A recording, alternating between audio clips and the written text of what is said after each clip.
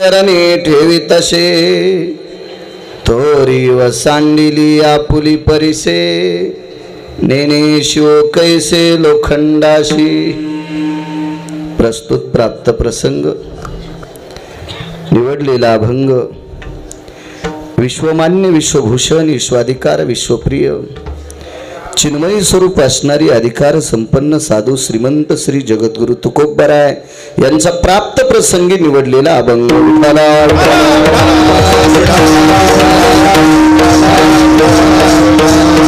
प्राप्त प्रसंगी निवडलेला अभंग माझ्या श्रीमंत श्री जगद्गुरु तुकोबरायांचा आहे। या अभंगाद्वारे देहूतील मालक नमूद करतात की संतांचा महिमा प्रतिपादित असताना माझी वाणी अपुरी पडते असं तुकोबराय म्हणतात।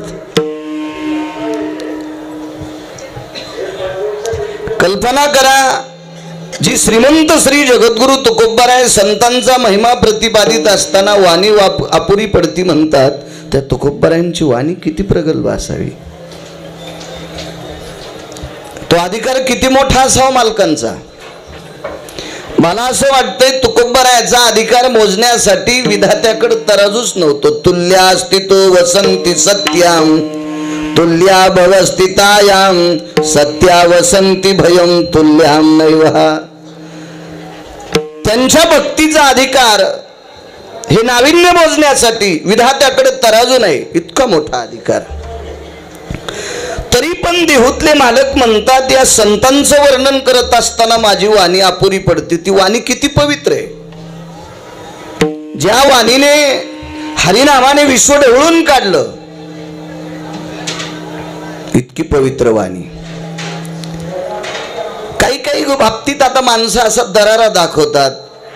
तुम्हाला माहित आहे का, तालुक्यातली सगळी माणसं मला भेटतात, तो आरामखोरे म्हणून भेटतात,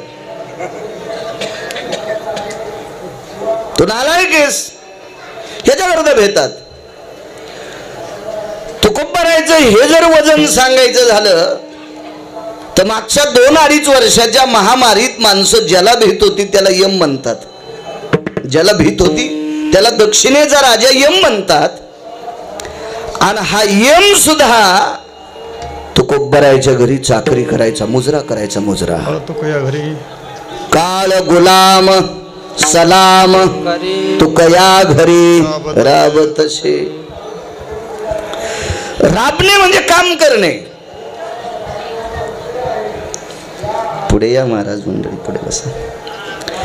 कामाची यादी नाही दिली, नुसतं राबायचे, इतका यम राबायचा, इतकं काम करायचं तुकोबरायच्या घरी। मुजरा करणं, नमस्कार। हो, कल्पना करा, 4-2 हजार ज्याच्या खिशात आहेत त्याची मान कोणापुढे वाकणं। आणि जगाला खाणारा काळ तुकोबरायाला मुजरा करतोय, मुजरा। व्याप्ती किती मोठी असेल पालकांची। जगा काळ खाय माथा दिला पाय, त्याच्या डोक्यावर पाय दिलाय, किती मोठी व्याप्ती। याच्या पलीकडे सांगायचं झालं तो तुकोबरायाला विटेवरची मालक किती मानित असतील मला नाही सांगता येणार, माझी वाणीच किती की अपुरी। पण तुकोबरायाच्या धर्मपत्नीच्या पायातला काटा विश्वाच्या मालकाने नखानं काढला नाही, एखाद्या शस्त्रानं काढला नाही, तो दातानं काढलाय। कोट्यावधी सूर्याचं तेज ज्याच्या पितांबरात आहे, हा पंढरपुरातल्या मालकाच्या अंगावरचा पितांबर इतका वजनदार। कोट्यावधी ब्रह्महत्येचं पाप ज्याचं मुख पाहिल्याच्या नंतर जातंय, तो चेहरा इतका अधिकारी। ते पवित्र ओठ, ती पवित्र जीभ, ते पवित्र दात, त्याची पवित्रता मोजण्यासाठी कुठे आपल्याकडे पारड आहे का? मालक त्याला म्हणतात तुम्हाला आणि मला इथं किती दिवस ठेवायचं आणि कोण्या दिवशी मळ्यात नेऊन फुकायचंय। ज्याच्या हातात आहे त्याला जगाचा बाप म्हणतात. आणि हा विश्वाचा मालक श्रीमंत श्री जगद्गुरु तुकोबारायच्या धर्मपत्नीच्या पायातला काटा दातानं काढतो. त्यावरती आईसाहेबांचा अधिकार किती मोठा. हे आईसाहेब ज्यांच्या नावानं ललाटावर कुंकू लावतात ते तुकोबाराय किती मोठे असतील, किती मोठी. तरी पण त्यांनी म्हणावं या संतांचा महिमा प्रतिपादित असताना माझी वाणी अपुरी पडते. तिथं गिरगावकर किती पिठला आटणार आहे, काय सांगता येणार मला तो महिमा. ऐसा संताचा महिमा झाली बोलायाची सीमा, झाली बोलायाची सीमा, झाली बोलायाची सीमा. ऐसा संताचा महिमा झाली बोलायाची सीमा, झाली बोलायाची सीमा, झाली बोलायाची सीमा. ऐसा संतांचा महिमा झाली बोलायाची सीमा, झाली बोलायाची सीमा, झाली बोलायाची सीमा.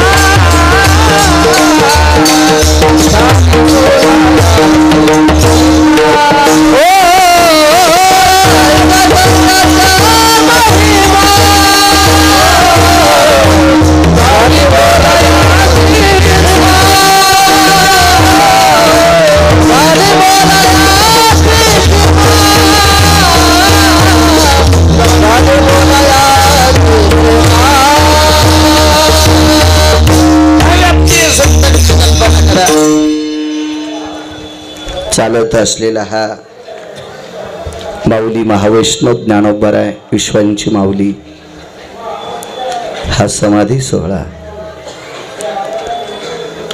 त्या औचित्यावर चालत असलेला हा अखंड हरिनाम सप्ताह, त्या सप्ताहात आजचं कीर्तन सांगण्याचा योग माझ्याकडे आलाय.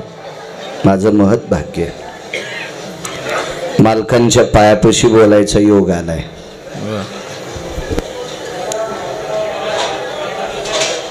हराळे वैष्णव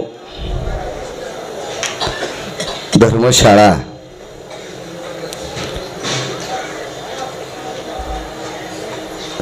ज्या काही योग्यांची, तप्यांची, महात्म्यांची अधिष्ठित सेवेची वर्णी ह्या भूमीला लागली असेल, अशा पवित्र संतांच्या महात्म्यांच्या पदस्पर्शाने पुनीत असणारी ही धर्मशाळा सद्गुरु नामनिष्ठ अष्टादश संतांपैकी सद्गुरु रविदास महाराज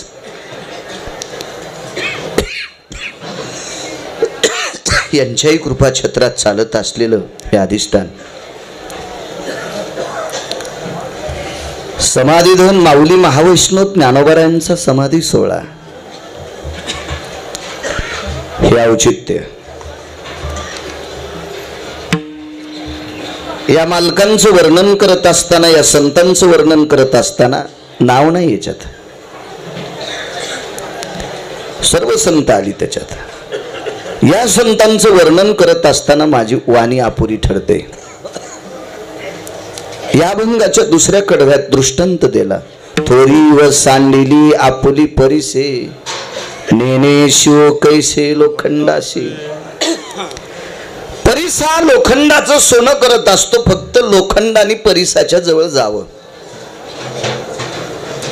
लोखंड जर परिसाच्या जवळ गेलं तर ते परिस म्हणत नाही बेट्या 40-45 रुपये किलो विकणाऱ्या लोखंड्या, मी तुला खेटल्याच्या नंतर तू लाखो रुपयाच्या भावात जातोस, मी तुला खेटणार नाही असा परिस कधी म्हणतच नाही. उलट लोखंडेच परिसाकडे जात नाहीत. परिसानं स्वतःचं मोठेपण सोडून दिलंय. ती संतांची अवस्था आहे.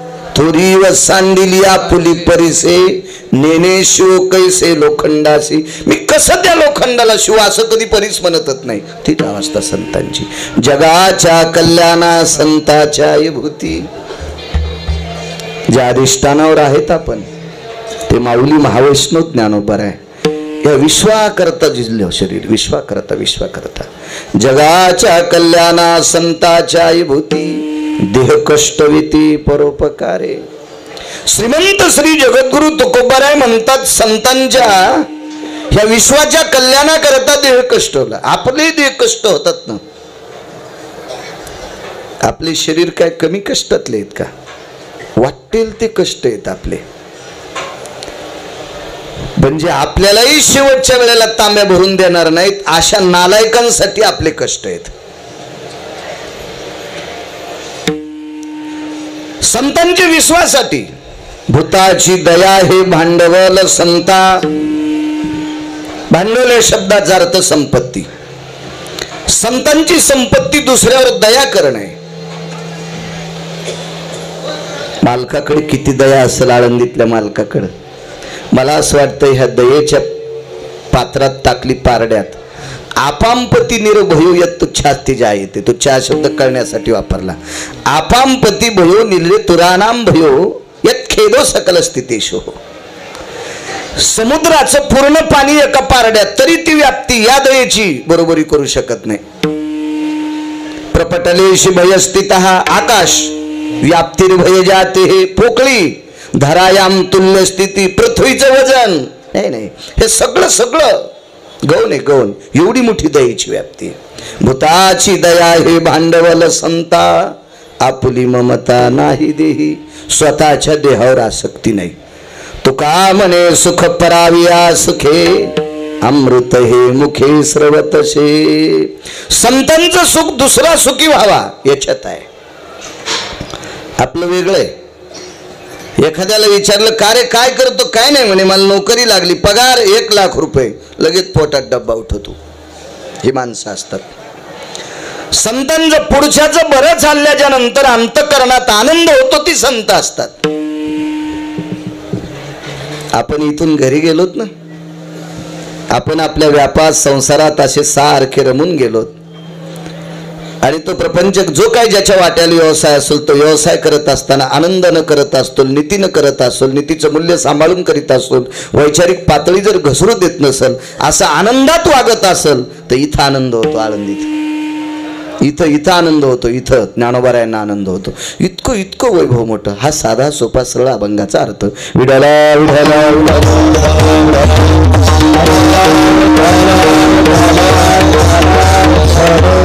तुकोबाराय म्हणतात माझी वाणी पुरत नाही. असं काय संतांकडे एखादा पुरावा मी तुमच्या समोर मांडील. मोठ्या श्रद्धेनं चालत असलेला पुन्हा हराळे वैष्णव ही धर्मशाळा, सर्व विश्वस्त मंडळ आदी करून सर्व समाज बांधव त्यांना धन्यवाद देतोय. आदरणीय संदीपान महाराज घायाळ त्यांचे बाबा आमच्या गावाला 20-25 वर्ष गिरगावला त्यांच्या वडिलांची सेवा झाली. स्वामी म्हणायचे त्यांना. तात्विक सात्विक निष्ठावंत वारकरी वैकुंठवासी साहेबराव महाराज सोनोटीकर असतील, माधवराव मामा पांचाळ असतील, बापूराव पाटील मोरेगावकर असतील आणि स्वामी म्हणायचे त्यांना जनार्दन स्वामी. छोट्या लेकरानं जरी आवाज दिला तर जी शब्द मुखारविंदातून यायचा. हसतमुख व्यक्ती, अत्यंत खूप खूप खूप सात्विक आणि सदाचारी.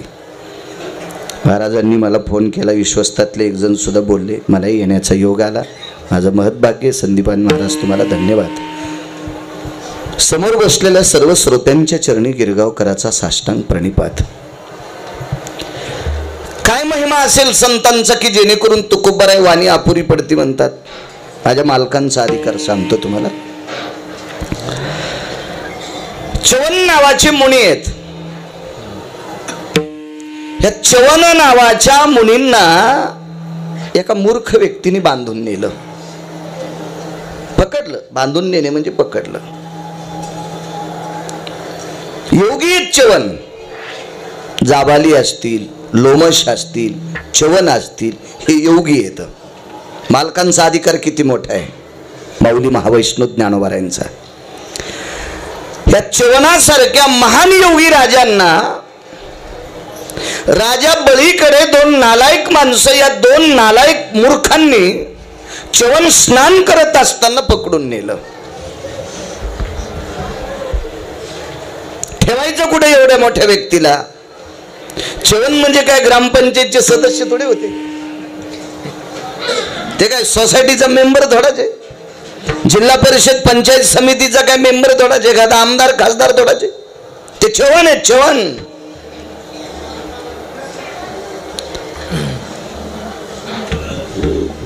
काय चव्हाणाचा इतिहास असेल तुम्ही पुराणात बघा. घोडे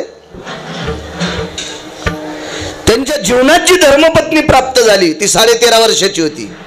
एक पुरावा सांगतो 14 वर्षाची. पण तिच्या पुण्याईनं 95 वर्षाचे चव्हाण अंध डोळस होतात. बायको पण किती अधिकारी असेल कल्पना करा. मग 14-13.5 वर्षाची पत्नी आणि 95-100 वर्षाचा नवरदेव शोभतोय का? म्हणून सनत कुमारांची कृपा झाली. 52 वनस्पती एकत्रित टाकल्या आणि त्या चवनांना प्राशन करण्यासाठी दिल्या, म्हणून ते 19 वर्षाचे झाले. म्हणून आपल्याकडे एका डब्यावर एका म्हाताऱ्याचा फोटो असतो, च्यवनप्राश. मी 1.5 क्विंटल खाल्लाय तरी माझा अजून गुडघा राहिला नाही. हे तयार करणाऱ्यालाच एक दिवशी खायचं आहे. आता विठाला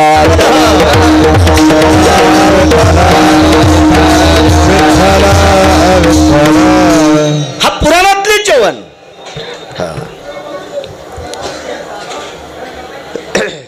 आणि त्या च्यवनांना बांधून नेलं. मालकांचा अधिकार सांगतोय, आळंदीतल्या मालकांचा. बसा बसा बसा बसा बसा पाटील, जिथं जागा असेल सरका, पुढे पुढे सरका.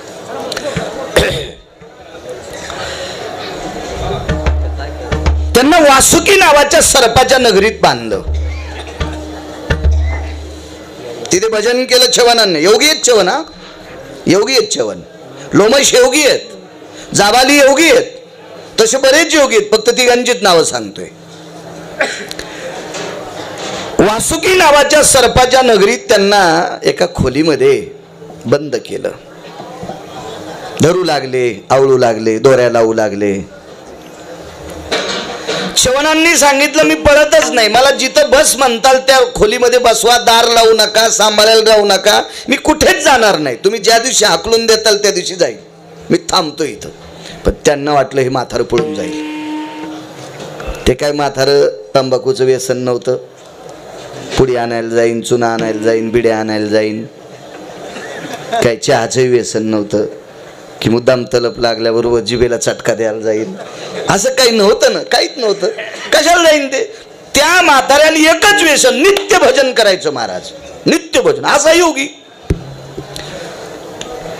कितीतरी सापाच्या जाती चव्हाणांना म्हणजे पळून जाऊ नये, संरक्षण नाही बरं, त्यांनी आपण केलेल्या नजर कैदेतनं पळून जाऊ नये याच्याकरता या सर्पांना चव्हाणाच्या बाजूला, जसा एखादा मंत्री चालल्याच्या नंतर पोलीस लोकांचा ताफा असतो ना, कोणी घुसून तुमच्या आमच्यासारख्यांनी, तुमच्या आमच्यासारखे फक्त मतदान करण्यापुरते मंत्र्याकडे घुसावा. एकदा का त्याला निवडून दिलं की मग त्याच्याजवळ तुमच्या आमच्यासारख्याला जाता येत नाही. ही पद्धत आहे, पद्धत. याच्याकरता ताफा नाही, ह्या व्यक्तीनं पळून जाऊ नये म्हणून कितीतरी सापांच्या जाती, फार जाती सांगितल्या सापाच्या. सापाला नावच 14 आली पुराणात.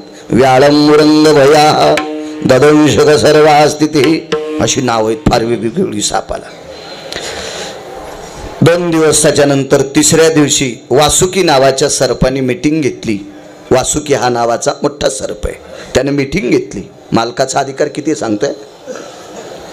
मीटिंग घेतली आणि राक्षस राजा बळींना आमंत्रित केलं. महाराज, तुमच्या 2 नालायकांनी आमच्या इथं कहर करून ठेवलाय. काय रे म्हणले, कसला कर, काय झाले कर? काही नाही म्हणे, एक महाराज आणून ठेवले आणि ते भजन करतात. मग तुम्हाला या भजनाचा काय त्रास आहे? आम्हाला भजन आवडते, पण त्यांच्या भजनामुळं आमच्या एकाही सापाच्या दातात विष राहिलं नाही. या साधूनं जे भजन केलंय का, त्या भजनामुळं आमच्या एकाही सापाच्या दातात एक करडीसारखी पोकळी असती, पिशवी असती. सापाला एक दात असतो विषारी सापांना, आणि त्या करडीसारख्या पोकळी, बारीकशी करडी, शेतकरी आहात ना तुम्ही, करडी माहिती आहे आपण त्याला, त्या करडीसारखी अशी बारीकशी पोकळी असती आणि त्याच्यात विष असते. विष एकाही त्या पोकळीमध्ये विषच शिल्लक राहिलं नाही. राक्षस राजबळींनी सांगितलं, असं कसं शक्य? काही बोलता तुम्ही? सामान्य जीवन माझ्या मूर्ख लोकांनी पकडावा एवढा मोठा अधिकारी कुठे मूर्खाच्या तावडीत येत असतो का? वासुकींनी सांगितलं चांगल्यालाच मूर्ख झटत असतात. नवला अंकाराची विशेष न लगे सज्ञानाच्या झोंबे कंठी नाना संकटी. ज्याला बायको भेट नाही त्याच्या नादी कोण लागायले? तुम्ही अजून बी लक्षात द्या, रंग कोण्या कपड्यावर टाका वाटतो, काळ्या का पांढऱ्या आहे का नाही?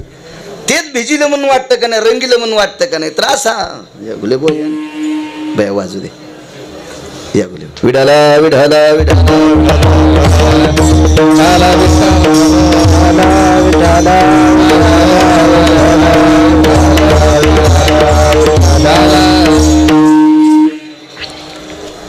त्याच्यावर बी स्वामींचीच अशी कृपा आहे, आजोबाची. संदीपान बघ काय नाव आहे त्याचं? भागवत भागवत भागवत. वा वा, कृपा आहे तुला, आजोबांची कृपा आहे. मी नेहमी सांगत असतो, आजोबा पंजोबा किती बी संपत्ती कमवून ठेवतात, पण ती संपत्ती टिकण्यासाठी त्यांनी आशीर्वाद ठेवलातच राहती. नाही तर 200 एकर कमिलीन मथार मरून गेलं. ज्याला कमवून ठेवली का ते त्याच्या 13व्या लोक रुपया ठेवत नाही. याचा अर्थ मागच्यानं आशीर्वाद ठेवला नाही. तुला आशीर्वाद आहे आजोबांचा, पकड वाजवतोस विठाला.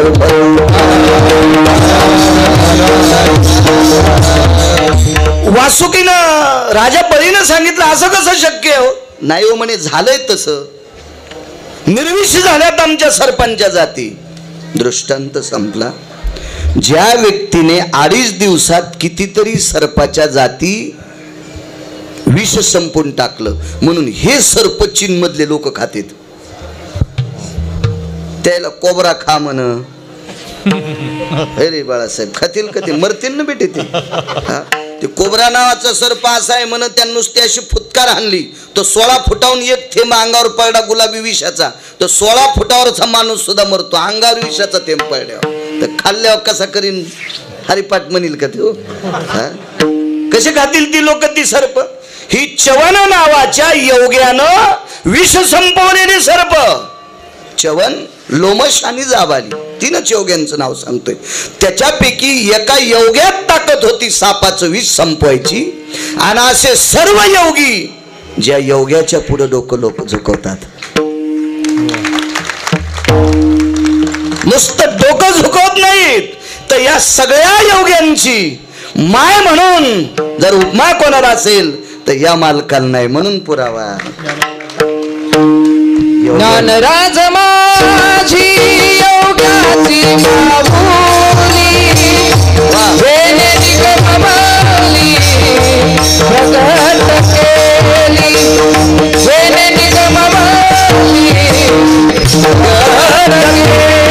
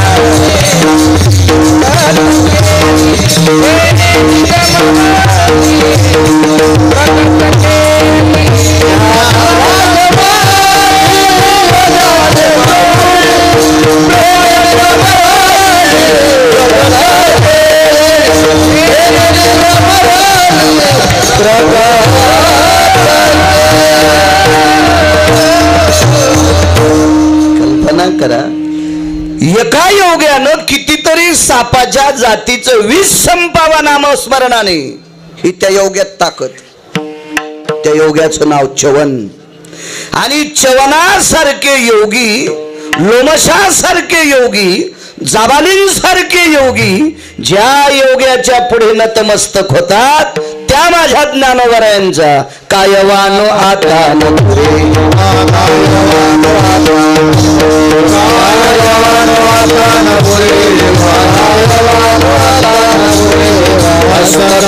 चरणी ठेवित माझा चरणी ठेवित माझा चरणी ठेवित कायवानो आता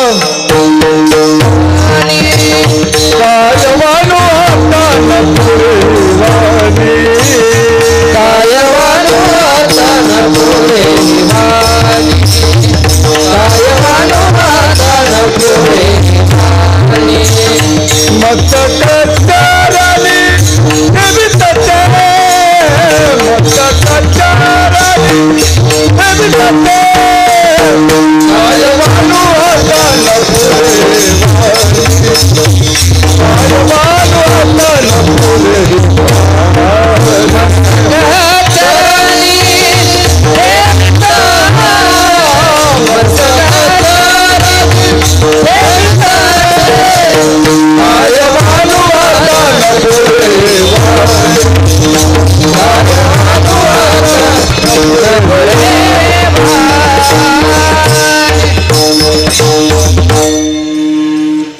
एकदा नारदाला शाप लागला.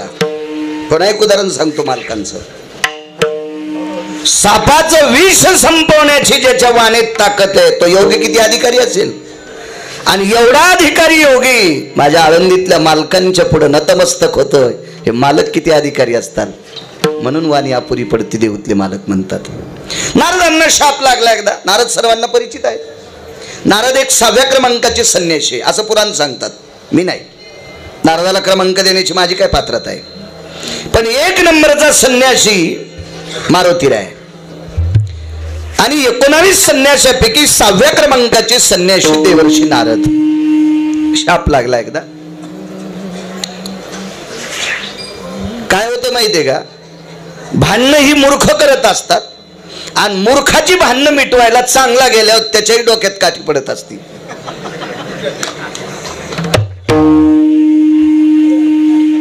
फेरी वाळू सोडायला जाणाऱ्याला लागते का नाही कधी कधी लागत असते काय.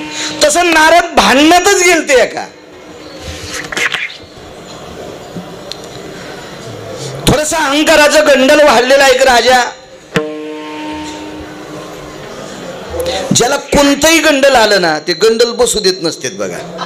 आणि गंडल शक्यतो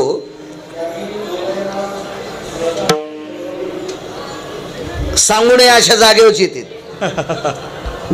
हो काखेत येतील जांगेत येतील बसायच्या जागेवर येतील. गंडलं शक्यतो गंडलं डॉक्टरकडे गेले की डॉक्टर अगोदर म्हणतात याला तपासावं लागतंय. हाकूनच देतात आहे का नाही. मग त्याची ती बायोप्सी करा काय करा वगैरे वगैरे. ऐकून ऐकून मला इंग्रजी शब्द थोडे थोडे पाठ झाले. शक्यतो गंड आले नाही पाहिजे. कोणाला अभ्यासाचं गंडल आहे मला इतकं पाठांतर आहे मला अमक आहे मला तमक आहे मला असं आहे माझ्याकडे इतका पैसा आहे. येडपटेस तू. तसं एक गंडल त्या राजाला आलो. तो राजा ज्या देवाने या संप्रदायाची स्थापना केली त्या देवाचा सासरा भगवान शिवशंकरांचा. एका जनार्दनी वैष्णव शिरोमणी महादेव सिद्धेश्वर भगवंताचा सासरा. त्याला प्रजापती अशी पदवी होती. माणसाला पद आलं एखादी गोष्ट आली की अहंकार आला की माणूस. आमची ते कांदळ भजन करायचं. आमच्याच गावातलं होतं. मागच्या वर्षी मेलं ते. भावकीतलंच होतं आमच्या. कोणतंही गंडल आलं की माणसाशी नीट राहत नाही. ते भजन करायला जायचं. 2 टाइम भजन. सकाळचा काकडा करायचं संध्याकाळची पंचपदी पण ते करायचं. आमची इथे माझा मित्र माझ्यासोबतच होता आमच्याच भावकीतलं. ते जरा जास्त शिकलं म्हणून मुंबईला नोकरीला लागलं. त्याला 72,000 पगार आहे. मी इकडे आलो. 71,000ची पेत आहे ते दर महिन्याला. म्हणजे ते वरचे 1000 काढता येत नाहीत म्हणून ठेवावं लागते. ते खात्यावरले काढता येत नाहीत ना. ते गावाकडे आल्याच्या नंतर मला म्हणे अरे बाळू यांची दखल घेतली नाही तुम्ही. काय दखल घ्यायची. हे अंध येतं. म्हणलं मग आता माझे डोळे त्यांना बशी देत नाहीत. एक द्यायला असता. नाही म्हणे हे घरून मंदिरात जातात मंदिरातून घरी येतात त्यांना कसं दिसतंय. म्हणलं दिसतच नाही. दिसण्याचा काय प्रश्न आहे.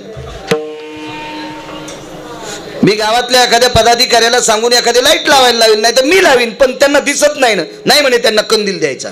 अरे काय वेडपटीस म्हणलं. आंधळ्याला कंदील कशाला द्यायचा. नाही म्हणे द्यायचाच कंदील त्याला. पायवा तुझ्या तू आकारण. पैसे मी द्यायलो. मग त्यानं पैसे दिले, मी विकत आणला कंदील, रॉकेल आणलं 5 लिटरची कॅन त्या कंदात टाकायला. मी म्हणलं तात्या हा तुम्हाला कंदील. नालायक हेस का काय? ते मला म्हणलं म्हातारं. अहो मी म्हणलं मी फक्त द्यायलो तुम्हाला, हे सुप्रूत याचा काय म्हणते त्याला देणारा स्पॉन्सर वेगळा आहे. म्हणलं कोण आहे? कोणतेच? हा साहेब आहेत का? हा हा. मग ते आहे ना, म्हणजे मी कीर्तनकार असून येडा आणि ते 71,000ची पेतून नालायक हे आंधळ्याला तेवले आवडा. हे काय होतं माहितीये का? हे हरामखोर जास्त चमकणारे जास्त आवडत आहेत बघा. चमकणारे कधी कधी त्याच्यासारखे मी 10 सावताल झुपीन ना, पण ते असं होतं कधी कधी. हो साहेब म्हणलं मग खरंच असं म्हणले. काय तो हा साहेब आहे म्हणलं हरामखोर.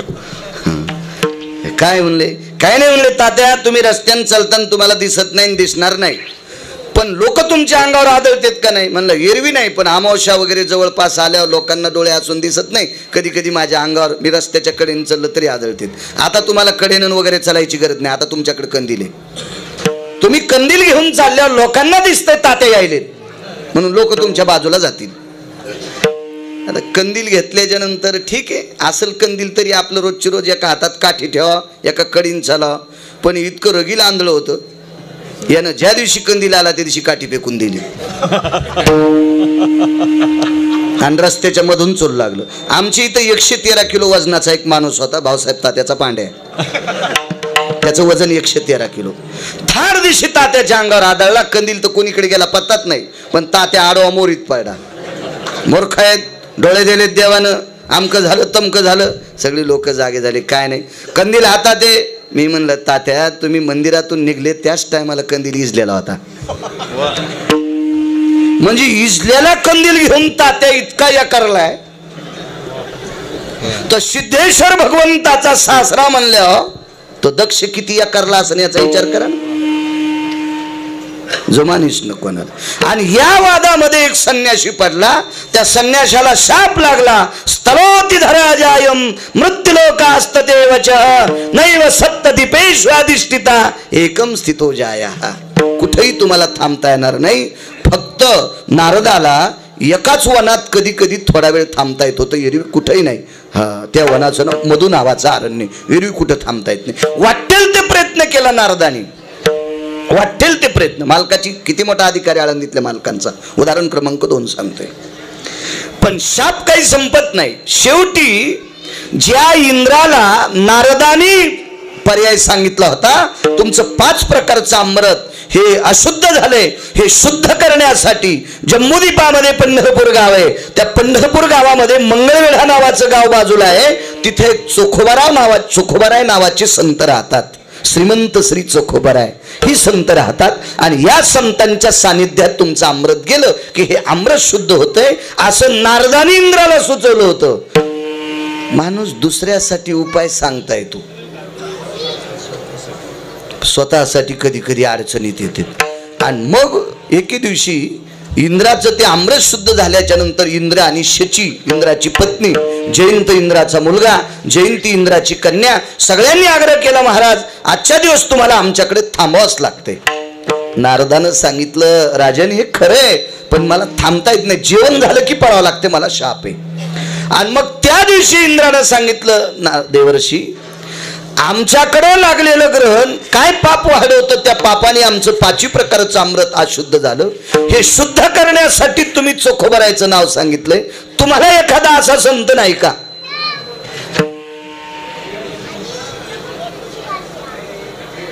वा. नारद एका संतांकडे आले. नाव घरी गेल्यावर पहा, सगळं सांगायला गुत्त नाही घेतलं मी. खपक्या मोबाईल आहेत तुम्हाला, इचकी जा. रात्र रात्र 2-2, 3-3 वाजूस तरी इचकायला, हराम खोरायला, बोलायला. काय करणार आहेत ते तुमच्या अडचणीत. कधी कधी अशा संतांचं चरित्र बघा त्या मोबाईलवर. बघा, एका साधूची भेट झाली आणि त्या साधूनं सांगितलं रामकृष्ण नामाच्या बळावर स्वर्गातलं अमृत शुद्ध झालंय, ही चोखोबारायची प्रणाली. पण त्याच रामकृष्ण नामाची ताकद सांगणारे माऊली महावैष्णव ज्ञानोबराय यांचा एक पुरावा आहे. तुम्ही त्यांचा पुरावा मान्य करा तुमचा शाप संपेल. आणि ज्ञानोबरायाचा रामकृष्ण नामाचा पुरावा बद्रिकाश्रमला नेला आणि बद्रिकाश्रमामध्ये देवर्षी नारदांनी अनुष्ठान रामकृष्ण नामाचं केलं. माऊली महावैष्णव ज्ञानोबराय अंतकरणात घेऊन. कल्पना करा, 700 वर्षापूर्वीची परंपरा. त्यावेळेस अमृत खराब झालं स्वर्गातलं. चोखोबारायचा माऊली महावैष्णव ज्ञानोबरायांचा काल. चोखोबाराय, नामदेवराय, ज्ञानोबराय समकालातली संत. 700 वर्षापूर्वीची गोष्ट. हा दाखला घेऊन बद्रिकाश्रमला देवर्षी नारद पोचले आणि रामकृष्ण नामाचं चिंतन करीत असताना तिथल्या आयुधधारी नारायणाला प्रणाम केला. देवा, गोड अशा महाराष्ट्राच्या मातीतल्या समाधी दोन माऊली महावैष्णव ज्ञानोबरायांचा निर्वाळा घेऊन मी तुमच्याकडे आलोय. मला या नामाच्या सिद्धतेत काहीतरी माझं जीवन सिद्ध व्हावा. आणि त्याच दिवशी नारदाचा शाप संपला आणि नारद सर्वत्र थांबू लागले. 6व्या क्रमांकाच्या संन्याशाला, अविरत भजन करणारा संन्यासी, पण एका शापामुळे कोणाच ठिकाणी मृत्यू लोकात राहता येत नव्हतं. पण ज्ञानोबरायाच्या निर्वाळा घेऊन बद्रिकाश्रमला ज्यावेळेला संन्यासी गेला, नारदाचा शाप संपतोय त्या इथल्या योग्यामुळे. म्हणून तुकोबाराय म्हणतात, कायवानो आता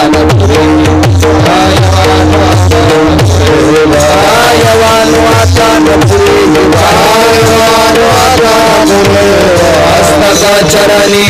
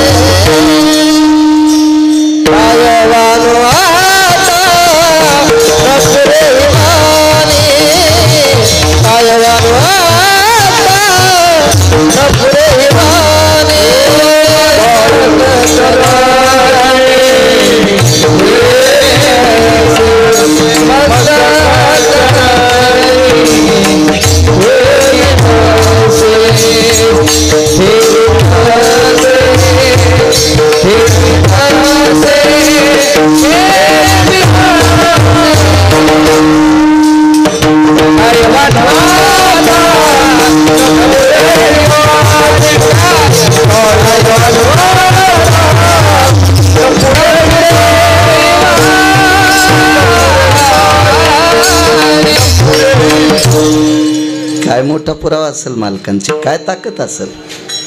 आणि एवढ्या मोठ्या योग्याच्या दरबारात महाराज संपवायचं का नाही का? ते आल्यामुळे माझ्या लक्षात आलं. विठाला विठाला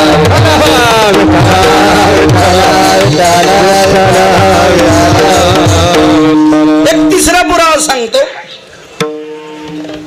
आणि एक मारुतीरायाचा पुरावा सांगून आपण पूर्णविराम करू. कारण बऱ्यापैकी पोळ्या भाजत आल्या. कारण वारीला आलेली माणसं आहेत, सकाळी बार्शी द्वादशी सोडलेल्या असते ज्याचं त्याचं. चला, एक सोपा साधा सरळ सरळ, अडचणीत हात घालायचा नाही, इंचू निघत असते. आमच्या बाजूला जमीन इकरी निघली 6 एकर. राहण्याचे नाना, बळी भाऊ, टकले अण्णा, शिवाजी भाऊंना माहिती, तात्या आमचे. त्या 6 एकर जमीन विकत घ्यायची, त्याच्यातली 2 एकर आम्ही विकत घ्यायची टाळली. ते म्हणे का हो, तुम्ही 4 एकर घ्यायले ही 2 एकर का घेणं, त्याच्यात विहीर आहे ना आणि त्या विहिरीला 5च्या मोटरचं पाणी आहे, तुम्ही का घेत नाहीत ती जमीन. नकोच म्हणलं. त्याच्यात एका अधिकार संपन्न, अधिकार म्हणजे फार मोठ्या गडगंज पैशावाल्याच्या बापाची समाधी होती. आपण ही जमीन घेतल्याच्या नंतर पोळ्याच्या दिवशी नारळ याच्याही समाधीला फोडावं लागेल.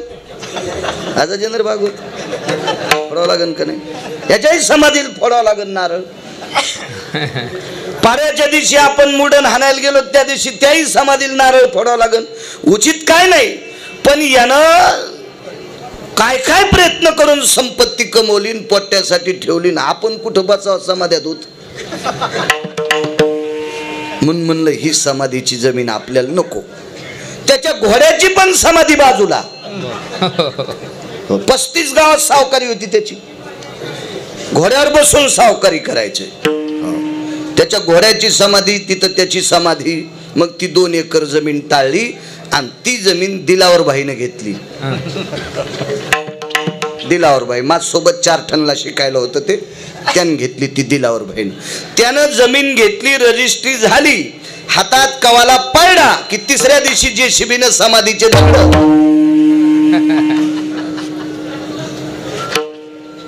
ज्या व्यक्तीनं 318 एकर जमीन विकत घेतली होती, 318 एकर जमीन विकत घेणारा व्यक्ती मेल्यावर त्याची समाधी 2 एकर जमीन ज्यानं विकत घेतली त्यानं ती समाधीचे सगळे दगड फेकून दिले. त्याच्यातले घडीव दगड होते काळ्या पाषाणाचे, शालीमार दगडाचे, त्यांनी त्याच्या वाट्याला लावले. त्याच्यावर बसून दात घासीते दिलावर भाई, त्याच्यावर बसून दात घासीते, त्याच्यावर बसून दात घासीते. कृपा सांगतो आळंदीतल्या मालकांची. 350 एकर जमीन ज्यानं कमिली, शरीर मानवी आहे, माणूस आहे, तो गेल्याच्या नंतर त्याचे हे हाल. या विश्वात कोठ्याही कौशल्य क्षेत्रात ज्या पशुला वापरल्या जात नाही त्या पशुचं नाव रेडे आहे. त्याच्यावर एकदाच हात ठेवला तर 700 वर्षापूर्वी दिलेली समाधी आजही त्या समाधीला लघुरुद्र करतात. ही ताकद कोणाची आहे? या मालकांची. कायवान आता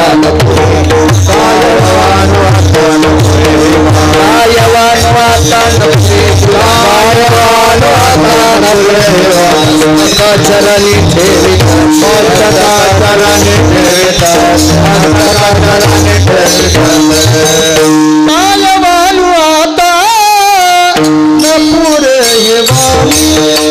क्या बात है टाळ.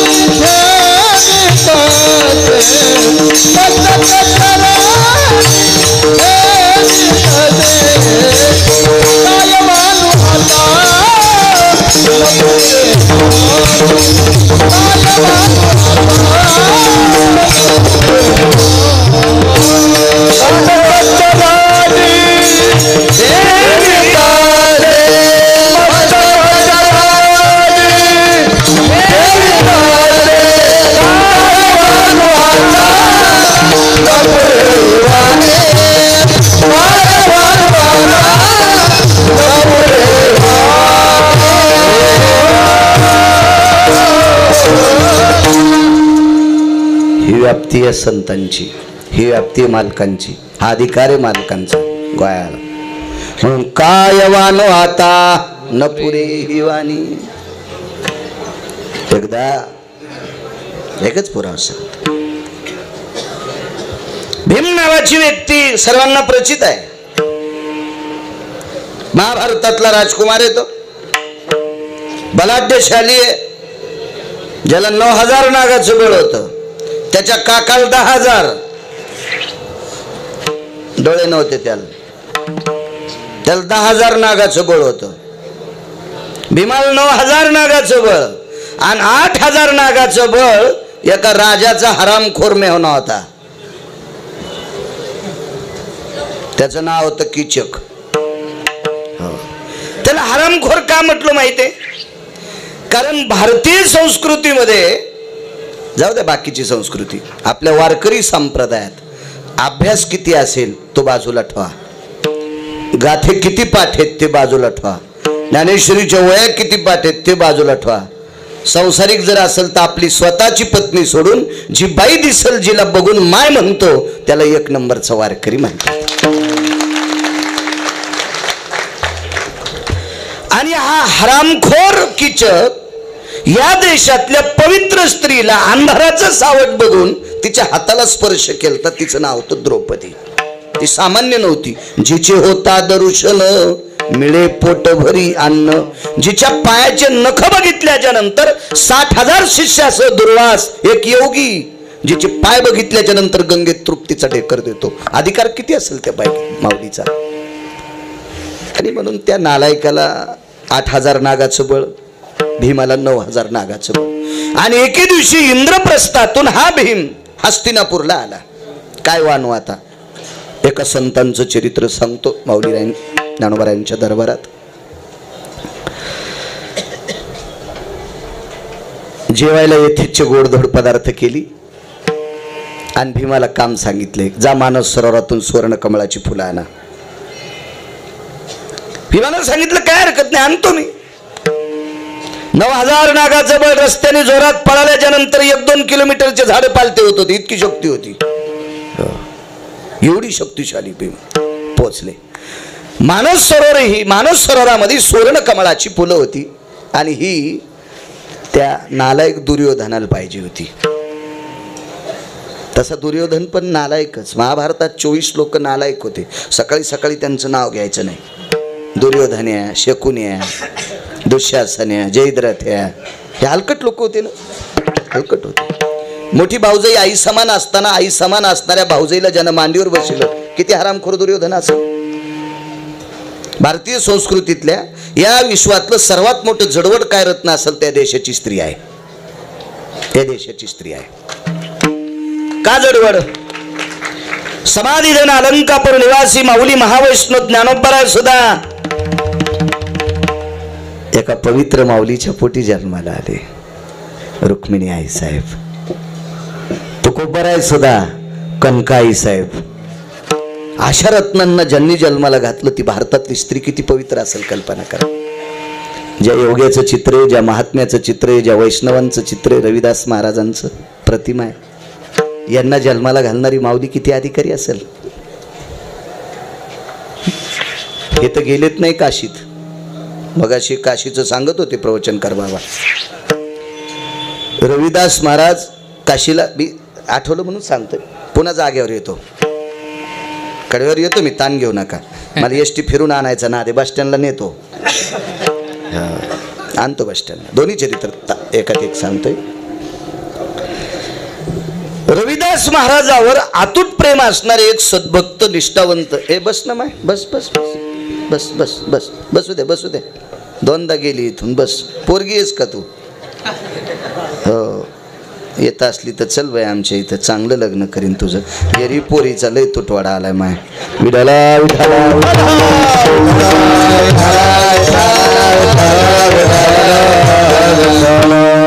रविदास महाराजावर अतूट प्रेम करणारी एक व्यक्ती काशी यात्रेला निघाली. महाराज सांगत होते यात्रेच मगाशी. चालन म्हणे. महाराजांनी सांगितलं यायला काय हरकत नाही, पण पाठीमागं कामाचा लोड आहे. आयुष्यभर काम करायचं म्हणे. काय एवढं? ऐका ना, हे काम नाही रे, एक टाइम उपाशी राहील, दखून जाईल कसं बी, पण माझ्या मागं काम आहे. मागं जाऊन बघतो का?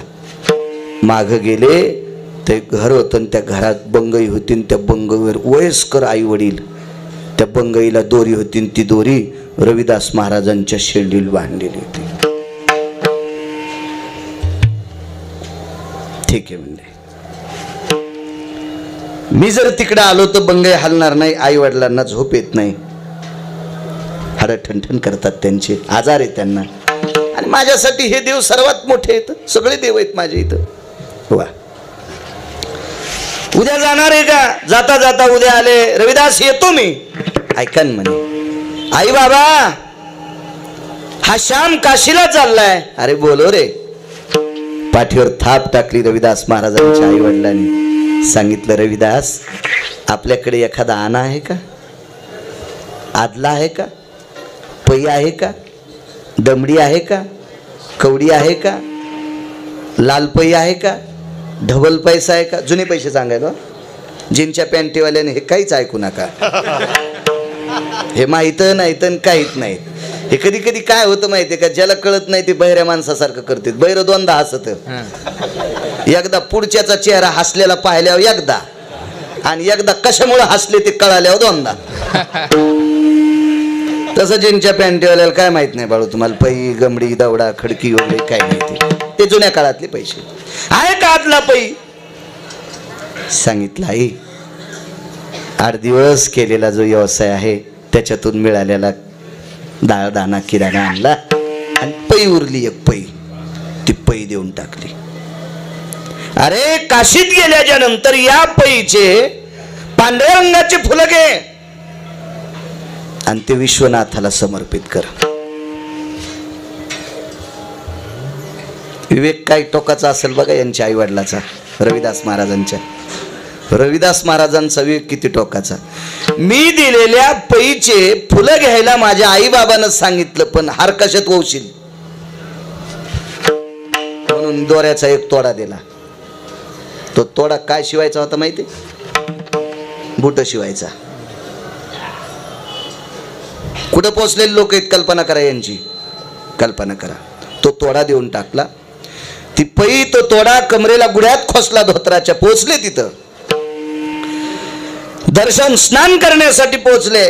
स्नान आटपलं, वारकरी येतो व्यक्ती, काय असेल आपलं गीता वगैरे वाळवंटात मांडली, वाचू लागला. तेवढ्या अवकाशात एक हातवरी आला, आणि हातवरी आल्याच्या नंतर असं काही ज्या वेळेला घडतं का, त्यावेळेला या पवित्र देशातल्या बायका जरा जास्त वळवळ करतात. तुम्ही जास्त जास्त. मग कोणी हळीत कुंकू टाकायला गेली तर कोण म्हणले गंगाचा हात आला, चोळीस टाकली. तेव्हापासून या जुन्या चोळ्या इंद्रायणी तर चंद्रभागेत टाकायला. यायला कोण्या महाराजांनी सांगितलं त्याचं नाव तरी सांगा, त्याची बसायची जागा निबर काठीन हाणू आपण. काही उपद्रव करतात, काही काही काही पण उपद्रव नका करत जाऊ. असं तुम्ही कोण सांगितलं तुम्हाला आगावपणा करायचा? दुरूनच घेते, त्या दुरणात एक फुलवातच लावत्यान, ती फुलवात पेटी त्यान दुरण इंद्रायणीत चिकून देत्यान. ती फुलवात जळाल्यावर दुरण जळतून, दुरण जळाल्यावर इंद्रायणीला शेक लागतो. तुमच्या डोक्यावर असा जुडगा ठेवून पेटल्यावर कसं म्हणताल रामकृष्ण हरी आहे का नाही? नाही कडबा पेटल्यावर आणि पेटायचं का डोकं? असं कसं दीपदान करीत असतात का? शास्त्र म्हणेल ते सांडावे, ते राज्यही तृण मानावे. काही करतात. मंदिरात गेल्यावर देवाच्या तोंडाला पेडा लायती. खातो का तुमच्या हाताने देव? देवाच्या तोंडाला पेडा लावला, निघून गेली की देवाच्या तोंडात मुंग्या. अर्धा देवाच्या तोंडाला प्रदक्षिणा करताना मागून अर्धा भिताडाला. देव मागून खात असतो का? हे सगळं यायचाच उपद्रव आहे. कुठं नाही कवा सुधरत्यांत सुधरू बाबा. या म्हणते मेला आम्हाला 1 नंबरचं रत्न म्हणला ना, आता तो बॉम्ब टाकायला.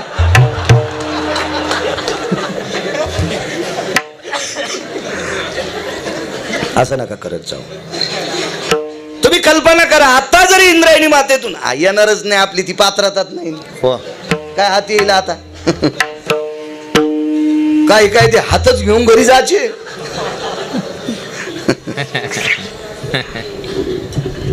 ज्ञानोबराच्या सोहळ्यात जो घोडा फिरतो ना, त्या घोड्याचा टाप जिथं पडला तिथं 1-1 फूट खडे करतात. 1-1 फूट खडे तिथली माती. आणि कोण जास्त खडे करतात माहितीत का? तंबाखू खाणार, बिड्या वाढणार, पते वाखाळणार, यायचाच जास्त भरणा तिथं. उड्या हाणू हाणू खाडा.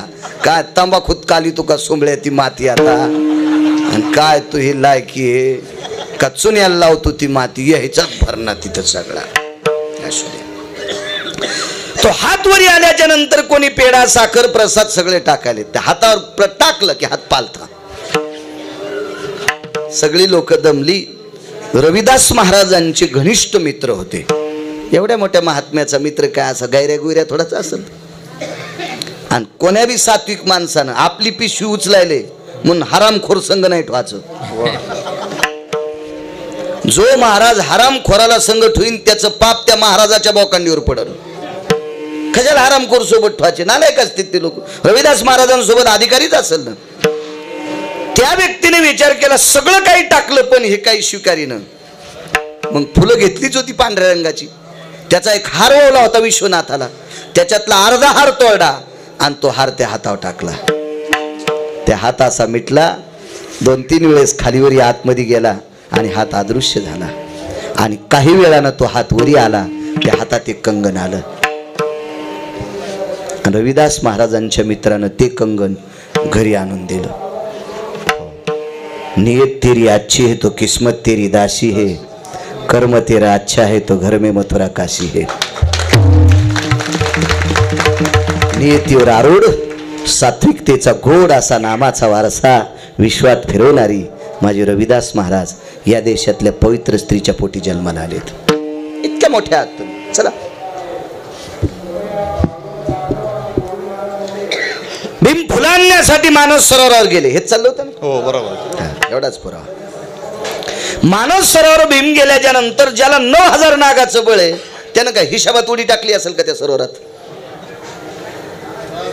ज्याला थोडं थोडं पावता येते ते म्हणले मला मुटका आणता येतोय. मुटका शब्द त्यालाच कळतो ज्याला उचून उडी टाकून पावता येतं.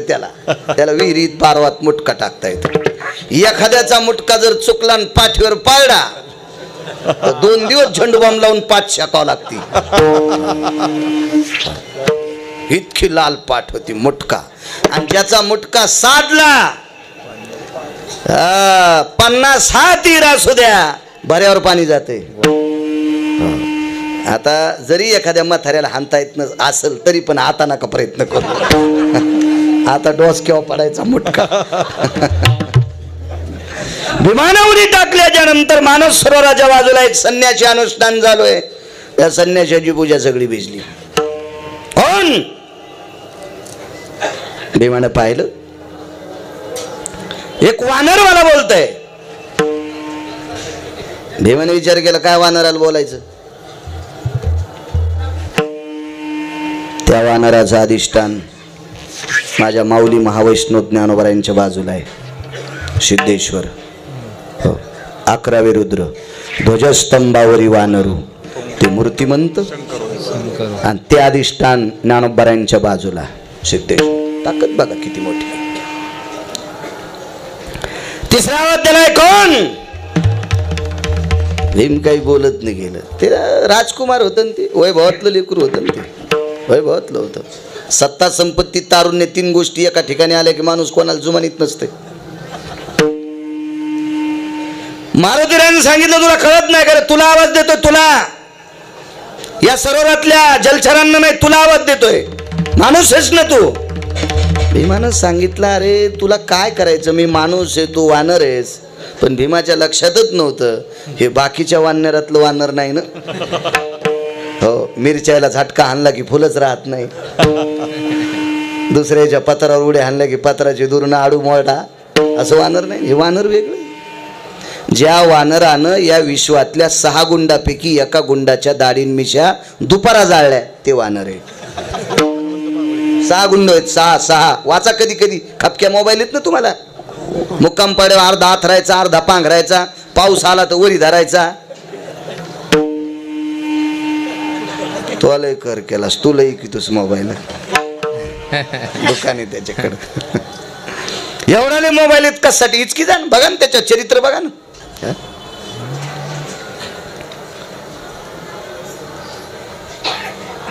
तुमचं तुम्ही काम करा म्हणे. अरे काय म्हणे वानर आहेत ना. असू दे ना वानर. आतलं पाहिलंच नव्हतं कोण होतं म्हणून. मारुतीरायाचा अधिकार सांगत असताना देहूतल्या मालकाने एक ओळी खर्च केली. येऊनी जन्मला मरकट, वैष्णवा माझी अतिश्रेष्ठ, हनुमंत मनावया कनिष्ठ, ऐसा पापिष्ट कोण आहे. देऊतल्या मालकांनी सांगितलं. या मालकांनी ध्वजस्तंभावरी वानरू, मूर्तिमंत शंकरू, इतकंच बघायचं. प्रत्यक्ष शंकर. पण भीमाच्या लक्षातच येईन. बरीच लोक वरच्यावर जाते तो वरच्यावच. एकदा हिंगोलीला मी कीर्तनाला चाललो, माझ्यासोबत एक जण आला, सकाता त्याच पांड्या आमच्या इथला. ते म्हणलं आज मला सुट्टी आहे आणि रानची बडे आज काय आऊत चलत नाही, येतो कीर्तनाला. आला. गणेशपुरावर जाऊस तर एक पॅन्ट वरीत त्याची, रानातून आलं तर येडा करून त्याला खाली करायचं ध्यानच नाही. मी पाहिली नाही, मी कशाला पॅन्टीवाली पाहू, मला धोतर होतं. पण तिथं गेल्यावर मी म्हणलं एक वरी एक खाली. मग त्यानं खाली केल्यावर नोट काढली 50ची. आम्हाला जिंतूरचं तिकीट 3.5 रुपये, त्याचं 3.5 मग 3.5 नोट 50, 7 रुपये. मी 50 रुपये दिलं. कंडक्टर, डोकं आहे गाव तुम्हाला काका, एवढं वय झालं तरी तुम्हाला कळत नाही. धोत्रामुळे म्हातारा दिसू लागलो ना. मी पांड्यापेक्षा तरुण होतो, पण पांड्या पॅन्टीवर होता. असं होतं ना कधी कधी. धोत्रामुळं सगळं त्याला असं वाटलंय म्हाताराचे, काहीच कळत नाही तुम्हाला म्हाताऱ्याला. जाऊ द्या म्हणलं, याच्या कुठे नादी लागावं कंडक्टरच्या, ते बी लय वैतागलेले असतील नव्हे. हो भलते हो. आणि मग त्या पांड्या जो 50 रुपये दिले, कंडक्टरनं चिल्लर दिली आणि तिकीट दिलं, फक्त पॅन्टीमुळं. कंडक्टरला काय माहिती असे किती पांडे बाळू अवताल झुपीन म्हणून. पण कंडक्टर माझ्या धोत्रावच गेलो, वरच्या कपड्यावच गेलो. तसा भीम हा मारुतीरायाच्या वरच्याच अंगावर चाललाय.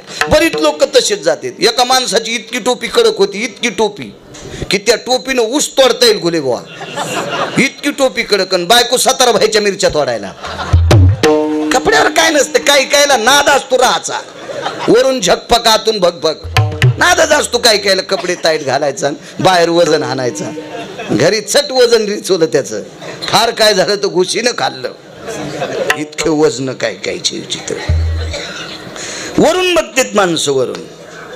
भीमानं वरून तपासलं मारुतीरायाला, हे वानर आहे आणि मला सांगते पाण्याच्या बाहेर.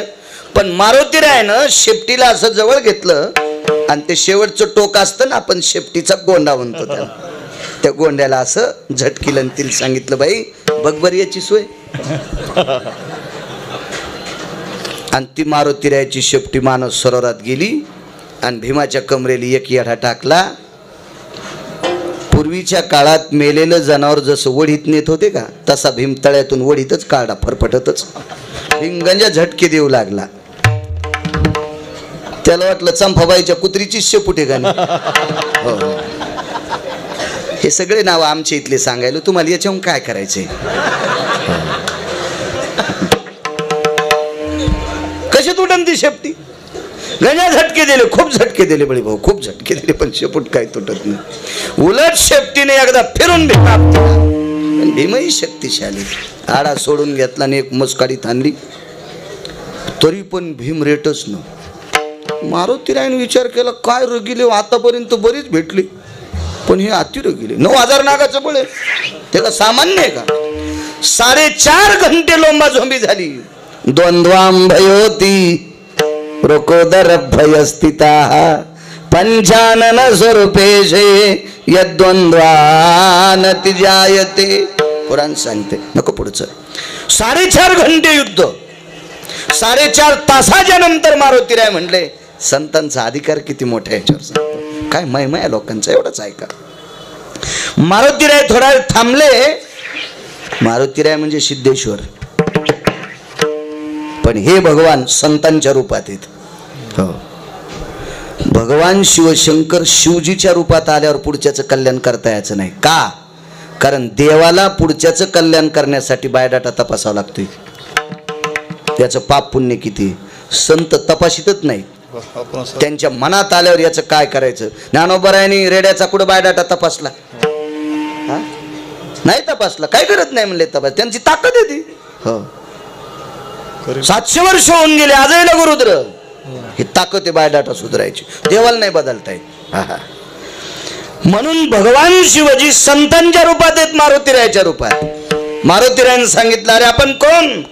मी इंद्रप्रस्थात राहतो, 5 पांडवांपैकी एक आहे, आईबाबांचं नाव. भीम म्हणला कशाला विचारित असन, 4.5 घंटे आपटू हाणले, आणि आता आई वडील कशाला विचारित असेल. मारुतीरायानं सांगितलं, अरे बाबा सांग ना, मी पंडूराजाचा पुत्र आहे. मारुतीराय हे त्रेतायुगाच्या अगोदरचा जन्म, भीम हा द्वापार युगातला, म्हणजे त्यावेळेस पासून पूर्ण विषय ज्ञान, त्रिकाल ज्ञानी. मारुतीरायानं विचार केला, पंडूला शाप आहे, आपत्य कशी, संतांचा महिमा सांगायला थोडासा. मग भीमानं बाकी पूर्वकल्पना दिली. दुर्वासाची 5 मंत्र, योगी दुर्वास, 5 अत्यंत रागीट योगी होते. त्याच्यापैकी शीघ्रकोपी म्हणायचं, शीघ्रकोपी. त्या शीघ्रकोपी 5 लोकांपैकी दुर्वास नावाचे योगी, आणि या योग्याच्या 5 प्रकारच्या प्रसादातून एक पवनांचा मंत्र, वायूचा मंत्र, त्या मंत्रापासून भीमाचा जन्म. पूर्व इतिहास सांगितला. मारुतीरायाचे डोळे भरून आले, अरे तू तर माझा भाऊ आहेस, मी 4 तास तुला अंगाला कातडं ठेवलं नाही, तुझ्या इतकं मारलं. हात लावले छातीला, भीमा एक काम करू, मी तुला आलिंगन देतोय. मारुतीरायाने विचार केला, याच्या शेपटीत इतकी ताकद आहे, मला जनावर वळड्यासारखं वळडे, अंगाला कातडं ठेवलं नाही, इतकं आपटू मारले.